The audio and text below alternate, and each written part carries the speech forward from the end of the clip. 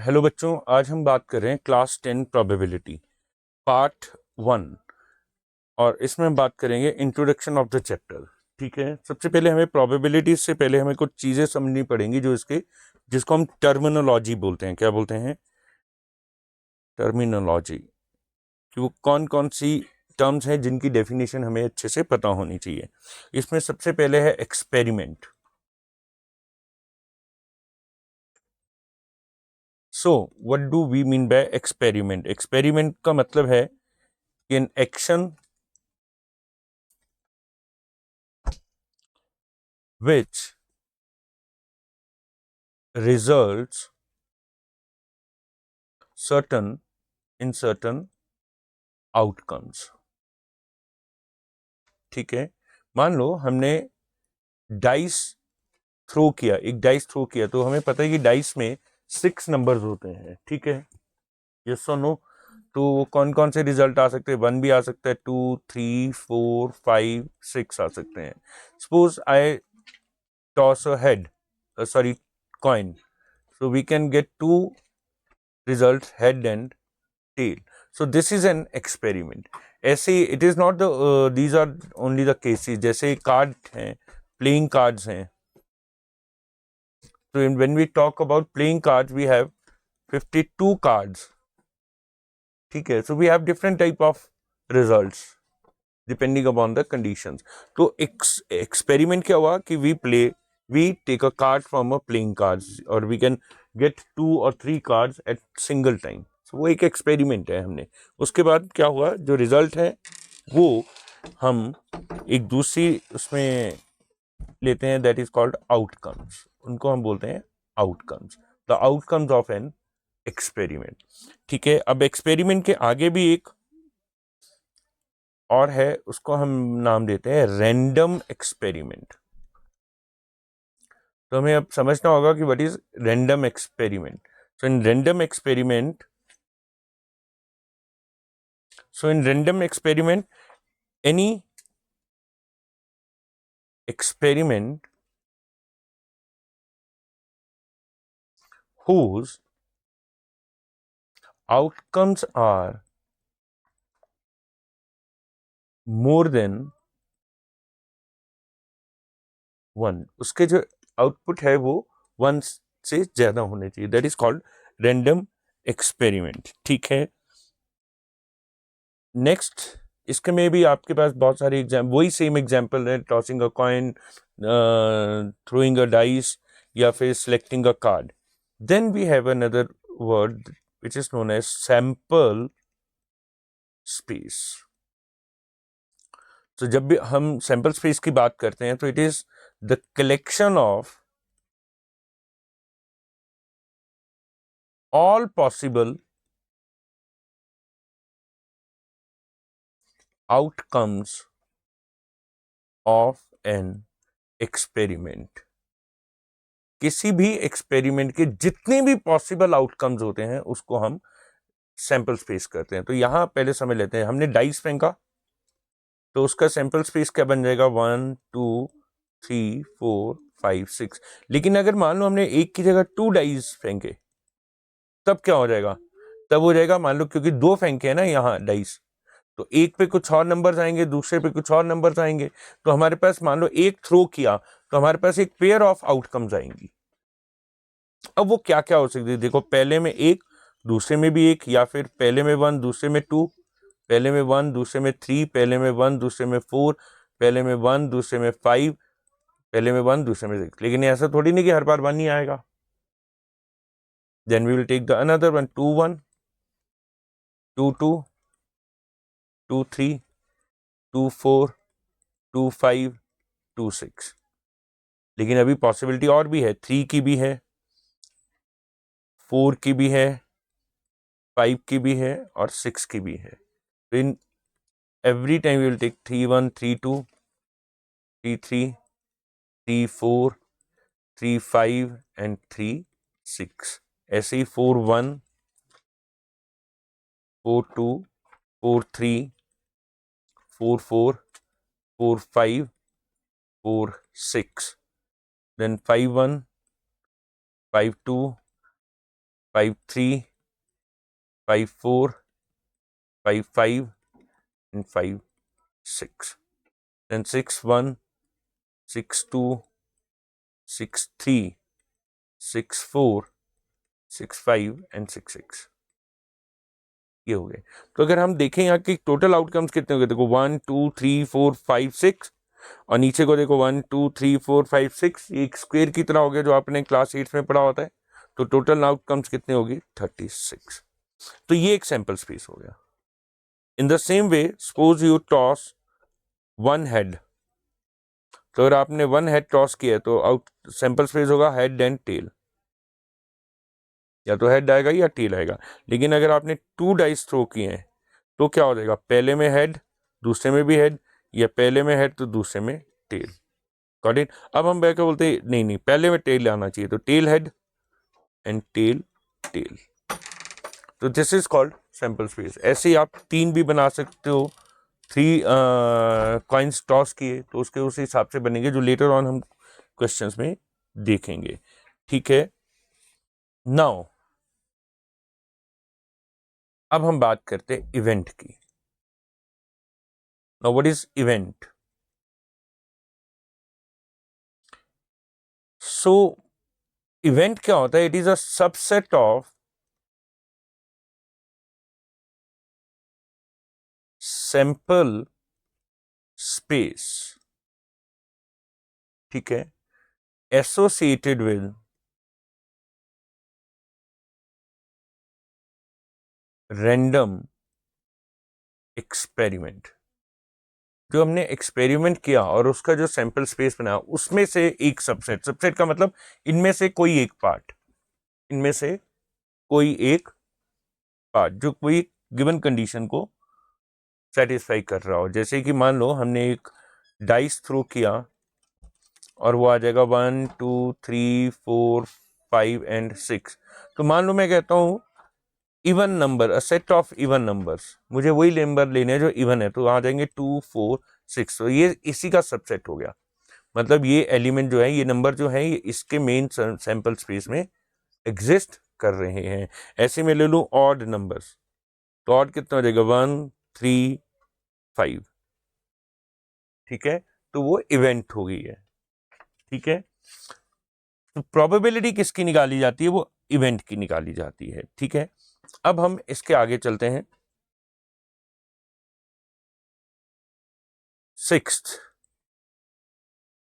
Favourable favourable outcomes. अब जब हम फेवरेबल आउटकम्स की बात करते हैं, इसका मतलब क्या होता है? The outcomes of an experiment which satisfy a given condition, which satisfy a given condition, जो एक किसी गिवन कंडीशन को सेटिस्फाई करते हैं, ठीक है।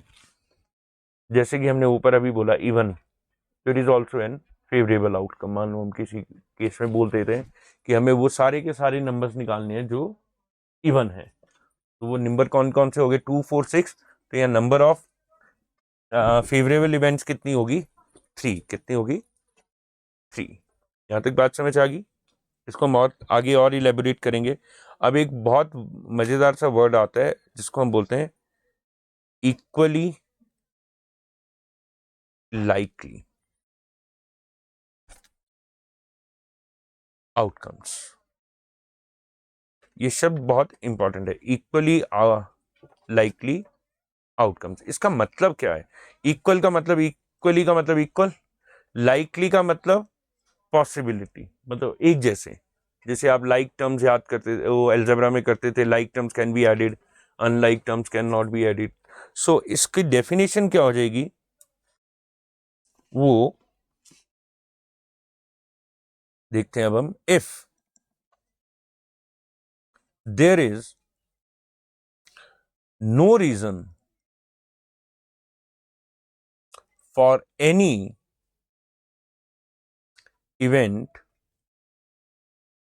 और outcome to occur in preference to other outcomes. ये क्या हुआ, मैं आपको इसको बड़ा सही सा एग्जांपल देता हूं। मान लो आपने एक इंटरव्यू रखा है और आपने 5 कैंडिडेट्स बुलाए हैं, ठीक है। तो 5 कैंडिडेट्स की सिलेक्शन की पॉसिबिलिटी एक जैसी है, सब एक जैसे सिलेक्ट हो रहे हैं, लेकिन बाद में पता चला कि ये थर्ड कैंडिडेट जो है ये एमडी का भतीजा है, रिलेटेड टू एमडी। तो अब यहां प्रेफरेंस किसको चली जाएगी, इसको, ठीक है, प्रेफरेंस किसको चली जाएगी, इसको। तो ये इक्वली लाइकली केसेस नहीं हुआ कि सबको इक्वल चांस नहीं मिला, यहां सबको इक्वल चांस नहीं मिला। तो जैसे अब अगर डाइस थ्रो करें तो 1 से लेकर 6 तक आने के चांसेस एक जैसे हैं, इफ इट इज अनबायस्ड। तो आपको याद रखना यहां वर्ड आएगा अनबायस्ड। अनबायस्ड वर्ड, इसकी जगह अनबायस्ड भी हम कई बार यूज करते हैं। अनबायस्ड का मतलब कि किसी भी आउटकम के होने की संभावना सबके लिए एक जैसी है, किसी को एक्स्ट्रा प्रिविलेज नहीं दी जा रही है, किसी को एक्स्ट्रा प्रिविलेज नहीं दी जा रही है, सब एक जैसे ही अकर करेंगे, ठीक है। So that is called equally likely cases, ठीक है। अब आ जाओ प्रोबेबिलिटी पे। सो अब हमारे पास आ गया प्रोबेबिलिटी। तो प्रोबेबिलिटी क्या कह रही है, basically it is the ratio of favourable events divided by total number of events, ठीक है, या total number of outcomes. Outcomes भी आप यहां लिख सकते हैं। तो इसको डिफाइन कर सकते हैं पी ब्रैकेट ई। इसका मतलब है probability of occurrence of event A. कैसे बोलेंगे इसको, probability of occurrence of event E. हमने कोई इवेंट ई लिए, उसका नाम रखते हैं ई, ठीक है। यहां तक बात समझ आ जाएगी।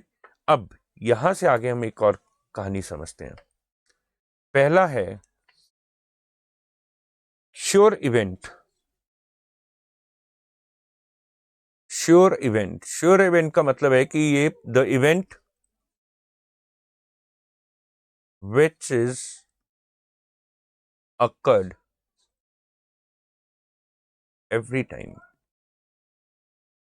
जब भी आप वो एक्सपेरिमेंट करते हैं, मतलब वो होगी इवेंट, ठीक है।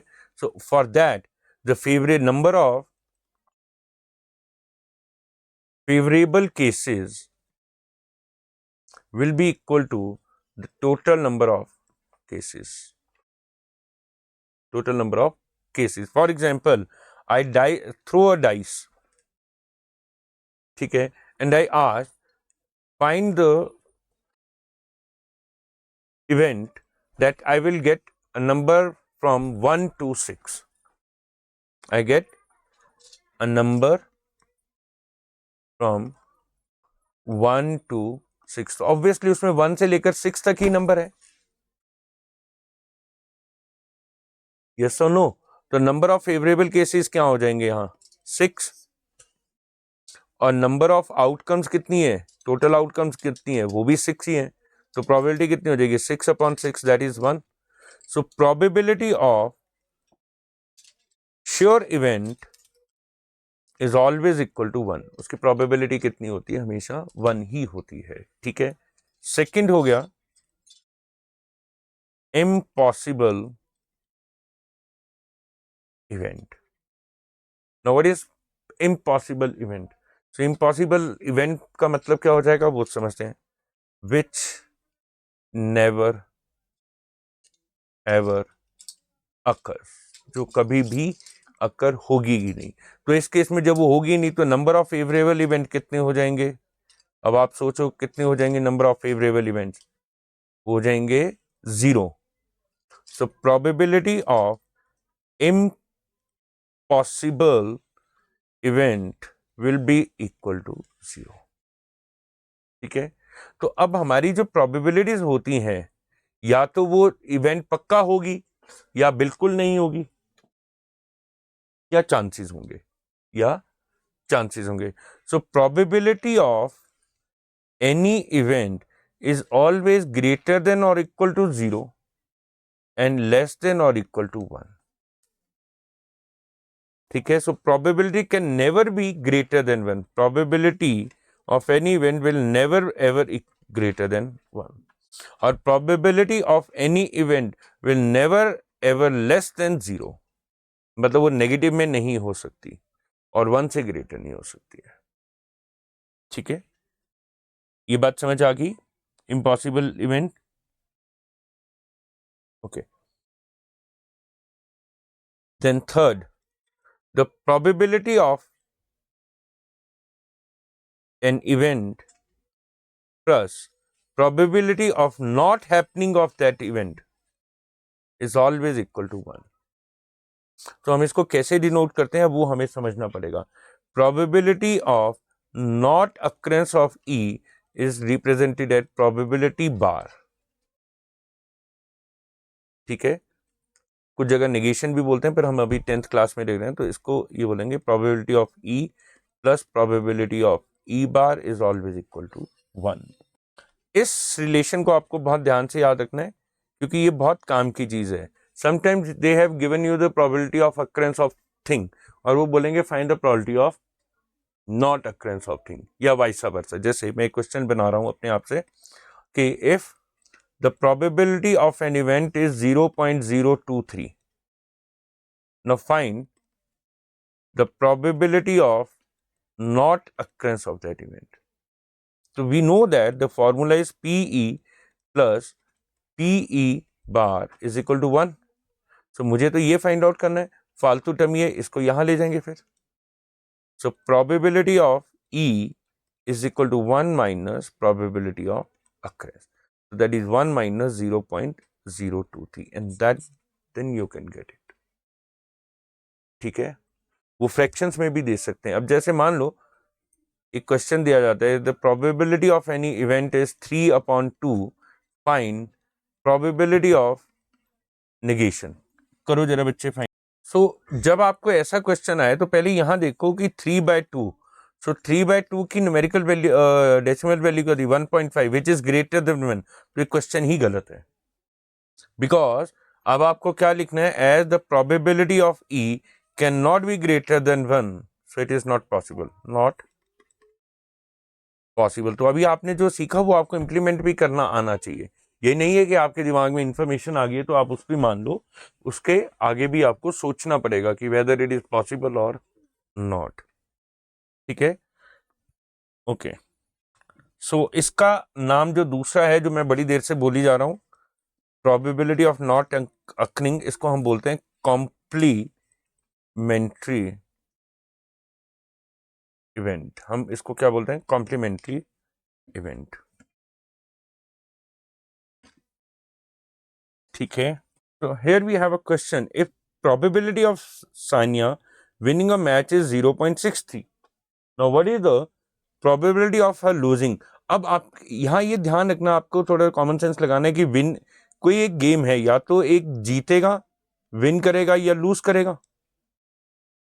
ठीक है, सो सॉल्यूशन क्या होगा, let the probability of winning is probability of W. So what is the probability of losing? Probability obviously उससे उल्टा है ना ये, so it will be the complement of winning, क्योंकि या तो एक इवेंट होगी या दूसरी इवेंट होगी। ठीक है, so we know that probability of E plus complement of probability of E is always equal to 1। मगर अगर इन दोनों को ऐड कर दे तो 1 ही होगा। तो ऑब्वियसली आपको क्या फाइंड आउट करना है, लॉस का। So that is 1 minus probability of winning. So that is 1 minus 0.63 and that's your answer, 0.37। ऐसे निकाल सकते हो आप क्वेश्चन को, पर उसके लिए पहले आपको ध्यान देना है कि वो किस चीज की बात कर रहा है, विनिंग और लॉस। तो किसी गेम में दो ही कंडीशन हो सकती है, इसमें ड्रॉ नहीं हो सकता। इसमें ड्रॉ नहीं होगा, तब हम ये फॉर्मूला, अगर ड्रॉ भी होगा तो हम ड्रॉ वाले भी इसमें इंट्रोड्यूस कर देंगे, वो भी एक कॉन्सेप्ट होता है, प्रोबेबिलिटी 3 का भी आ जाता है, पर फिलहाल जो हमारे पास कॉन्सेप्ट्स में है वो अभी 2 का ही है। ठीक है, अब हम एक और क्वेश्चन करते हैं, देखो। So here we have a question, Anu and Binu are 2 friends, find the probability that they have same birthday. पहले तो ये सेम बर्थडे, सो सॉल्यूशन क्या, अब आपको यहां समझना है कि बर्थडे का मतलब है साल में एक बार आएगा, ठीक है, और साल में कितने दिन है, 365। So total number of days, number of outcomes 365। सो अगर वो एक ही दिन में दोनों का बर्थडे है, if they both have birthday on same date, तो वो एक ही दिन होगा ना, ऐसा तो नहीं कि आधा एक दिन पैदा हुआ आधा दूसरे दिन पैदा हुआ, ऐसा तो नहीं हो सकता, एक ही दिन होगा। सो आपके पास फेवरेबल केसेस कितना होगा, 1 only. So probability of same birthday will be equal to 1/365 days. ठीक है, अब वो कह रहे हैं नॉट डिफरेंट बर्थडे हो, फॉर डिफरेंट बर्थडे। अब आपके पास टोटल नंबर ऑफ डेज कितने, 365, उसमें एक दिन ऐसा होगा जहां दोनों का इकट्ठा हो सकता है, यस और नो। तो 364 दिन तो अलग अलग होगा, यस और नो। 364 डेज तो वो अलग अलग होगा ना। So the number of favourable cases कितनी हो जाएगी, 364, क्योंकि एक दिन हमने वो छोड़ दिया जिस दिन वो सेम डेट को होंगे। Got it. तो प्रोबेबिलिटी ऑफ डिफरेंट कितनी हो जाएगी, that is 364 divided by total, that is 365। इसको एक और वे से भी कर सकते हैं, देखो बर्थडे या तो सेम डेट को होगा या डिफरेंट डे को होगा, तो 2 ही आउटकम्स हुई, इक्वली लाइकली केसेस 2 ही हुए ना, या तो सेम को होगा या डिफरेंट को होगा। सो इट मींस एक दूसरे के कॉम्प्लीमेंट है, वो क्लास 7th 8th में 9th में किया था कॉम्प्लीमेंट एंगल्स 90 डिग्री वाले, यस और नो। तो उसी कॉन्सेप्ट को आप यहां यूज कर सकते हो आराम से। ठीक है, सो इट मीन हमने क्या निकाला था, probability of same, that is 1/365। So what is the probability not same, तो वो कॉम्प्लीमेंट हो गया, मैंने मेरी थोड़ी हैंड राइटिंग बिगड़ गया। प्रोबेबिलिटी ऑफ नॉट सेम, तो नॉट का मतलब उसके ऊपर bar, and that is equal to 1 minus probability of same, it can be 1 minus 1/365, that is 365 minus 1/365, 364/365, and that's your answer. इस तरीके से ये क्वेश्चंस निकाले जाते हैं। ठीक है, नेक्स्ट देखते हैं हम एक और। हियर सॉल्यूशन में क्या है, देखो, अ bag contains 5 white balls, 6 red balls and 9 green balls. ठीक है, तो पहले तो तुम सीधे निकालो टोटल नंबर ऑफ बॉल्स, तो टोटल नंबर ऑफ बॉल्स कितनी होगी, 5 + 6 + 9, तो दैट इज 20। ये समझ आ गया। अब वो कह रहे हैं प्रोबेबिलिटी ऑफ ग्रीन बॉल्स, तो हम यहाँ लिखेंगे probability of green. So green balls कितनी थी आपके पास, देखो 9, फेवरेबल 9 होगी, और टोटल प्रोबेबिलिटी कितनी बॉल है, 9/20। नेक्स्ट ही सेइंग अ व्हाइट और a red ball, probability of white और रेड बॉल। तो अगर हमें ये करना है व्हाइट और रेड बॉल को, तो व्हाइट बॉल्स कितनी है आपके पास 5, रेड बॉल्स कितनी है 6 डिवाइडेड बाय टोटल, तो 11/20। अब वो कह रहे हैं neither green nor white, so probability neither green nor white, ना तो उसको ग्रीन चाहिए ना ही व्हाइट चाहिए, तो बची कौन सी फिर, रेड। बची कितनी, रेड, और रेड बॉल्स कितनी है अब आपके पास 6, तो ये आ जाएगा 6/20, एंड दैट्स इट। ठीक है, यहां तक बात समझ आ गई।